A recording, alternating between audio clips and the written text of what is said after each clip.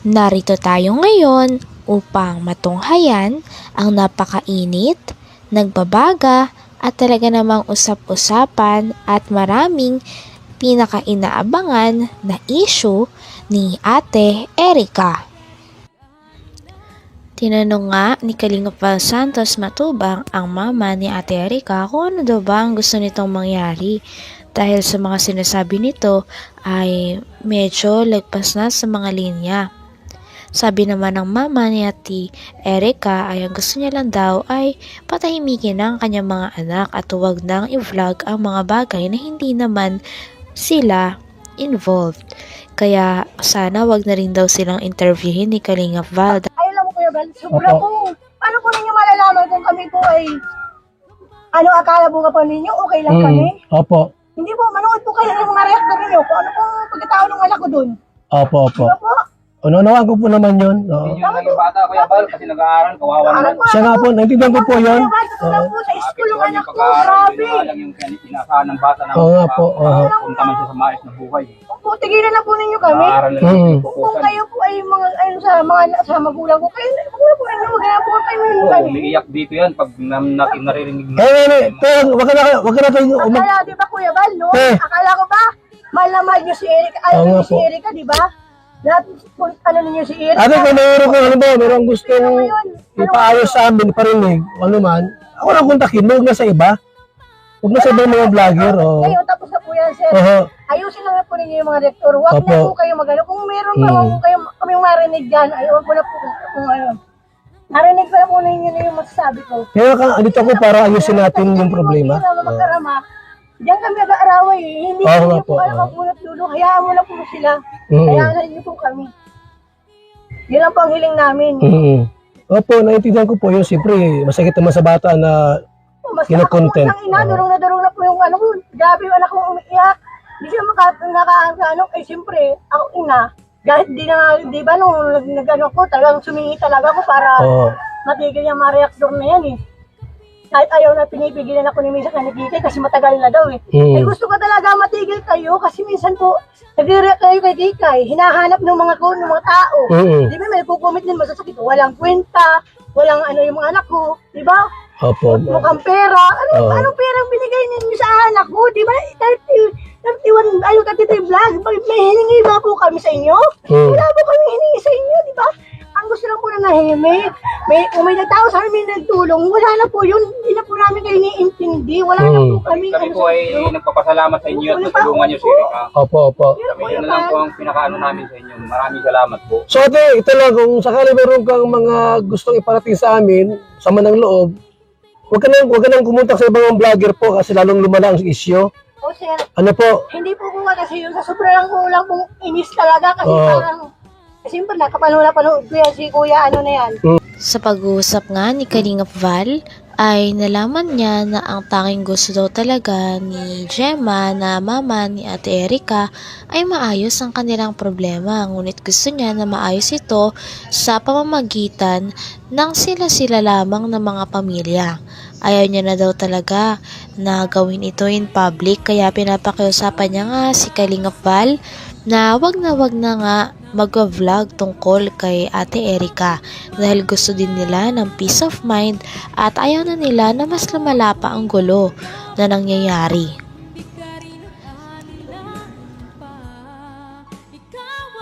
Po. Hindi po ko kasi yun sa sobrang kulang pong inis talaga kasi Oo. parang siyempre nakapanood ko yan si kuya ano na yan. Oh, siyempre baka sabi ko baka yan ang ano kasi nag-ano na kami sa susunod sa dait.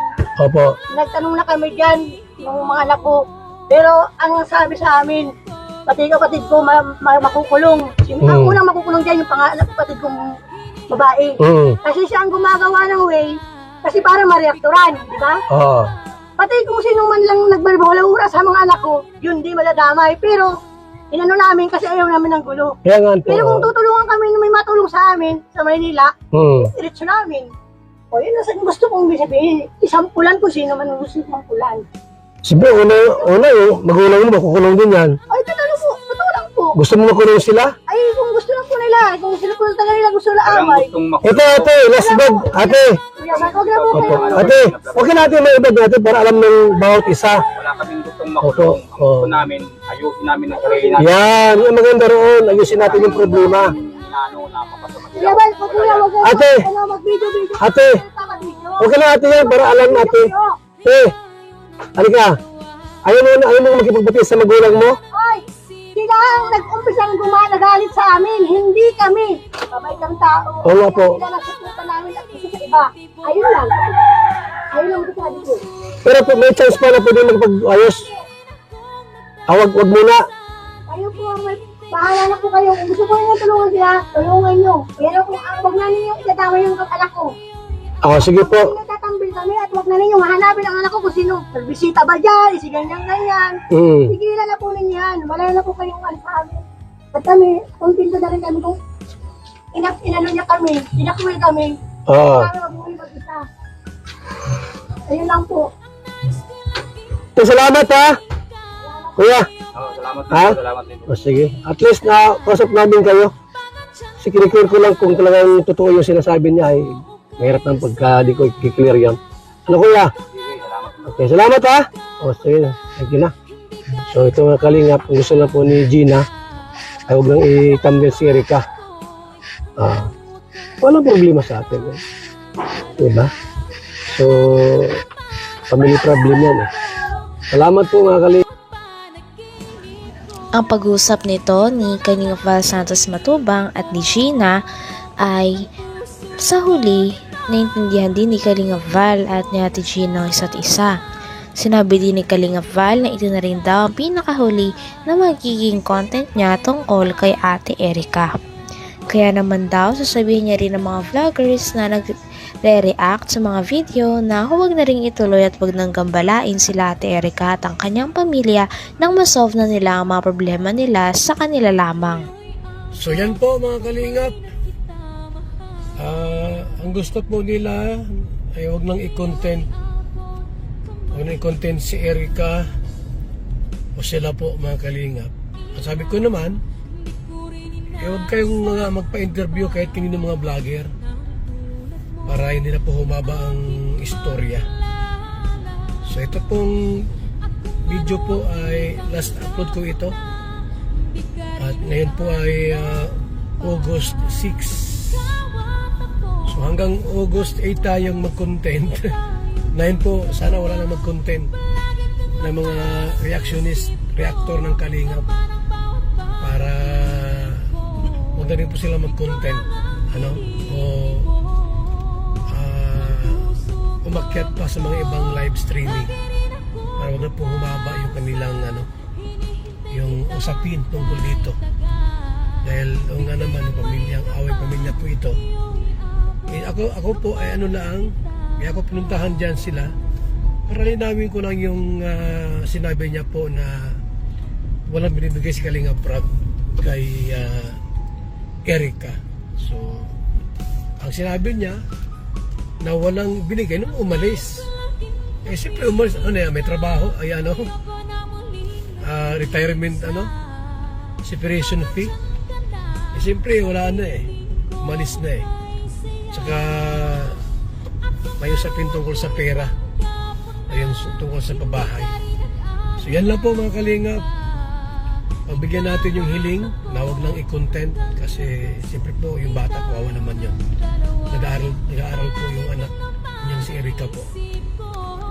So hiling lang po natin, huwag na siyang mag-content. Last na po itong ating pong vlog ngayong araw na ito. August 6. Last na po ito, hindi na po ma-content sa kanila. Kung yan ang request nila po. At hiling ko lang po na huwag na rin i-content. Huwag silang umakyat sa mga live streaming ng mga ibang pasaway na mga reactor na ang hangad lang po ay guluhin. Huwag na siya makikiandor. May problema siya, meron siyang problema sa Kalingap. Isa mismo po ang direktang magpag-usap sa akin. Huwag na kung kani-kanino. Maraming salamat po. Hanggang dito na lamang muna ang ating napakainit, nagbabaga, pinakainaabangan at usap-usapan na latest issue ni Ate Erica. Maraming salamat sa inyong panonood. Hanggang sa muli. Bye!